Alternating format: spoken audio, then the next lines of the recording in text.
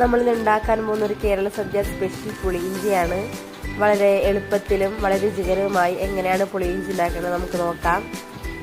അതിനായി നമുക്ക് ആദ്യം കുറച്ചധികം പുളി തന്നെ വെള്ളത്തിലിട്ട് വെക്കണം. ശേഷം കുറച്ച് ഇഞ്ചി ചെറിയ കഷ്ണങ്ങളാക്കി അരിഞ്ഞു വെക്കാം. ശേഷം 3 പച്ചമുളക്, കുറച്ച് കറിവേപ്പില, കുറച്ച് ശർക്കര വെല്ലം എടുത്ത് വെക്കാം. ഇനി നമുക്ക് വെള്ളത്തിലിട്ട് വെച്ചിരുന്ന പുളി നന്നായി പിഴിഞ്ഞ് കലത്തിലേക്ക് ഒഴിച്ച് തിളപ്പിക്കാൻ വെക്കാം. ഞാനിവിടെ അത് വീഡിയോയിൽ കാണിക്കാൻ വിട്ടുപോയി.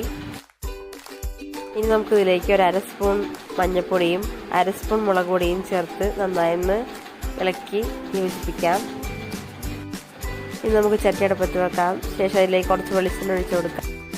അരിഞ്ഞു വെച്ചിരിക്കുന്ന ഇഞ്ചി ചേർത്ത് വറുത്തെടുക്കാം.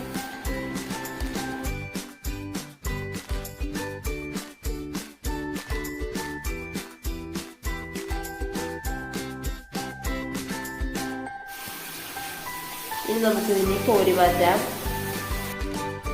ഇനി നമുക്ക് പൊടിയിലേക്ക് വറുത്ത് വെച്ചിരുന്ന ഇഞ്ചിയും പച്ചമുളക് കറിവേപ്പിലയും ചേർത്ത് നന്നായി ഇളക്കി യോജിപ്പിച്ചതിന് ശേഷം ഒന്നുകൂടെ തിളപ്പിക്കാം.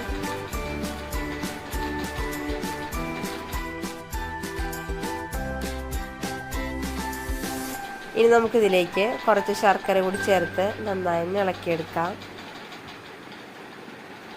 ശേഷം അതിലേക്ക് ഒരു 2 സ്പൂൺ ചുക്കുപൊടി ചേർത്ത് കൊടുക്കാം.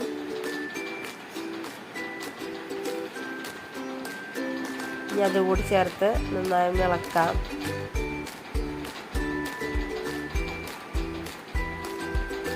ശേഷം അതിലേക്ക് കുറച്ച് വറുത്ത അരി പൊടിച്ചതുകൂടി ചേർത്ത് ഇളക്കിയെടുക്കാം. ഇനി കുറച്ച് കായപ്പൊടി കൂടി ചേർത്ത് ഒന്നുകൂടി ഇളക്കാം. അങ്ങനെ നമ്മുടെ വളരെ സ്വാദിഷ്ടമായ പുളിയിഞ്ചി ഇവിടെ തയ്യാറായി. എല്ലാവരും ഇതൊന്ന് ട്രൈ ചെയ്ത് നോക്കണം. എൻ്റെ വീഡിയോ ഇഷ്ടമായാൽ ലൈക്ക് ചെയ്യാനും ഷെയർ ചെയ്യാനും സബ്സ്ക്രൈബ് ചെയ്യാനും മറക്കരുത്.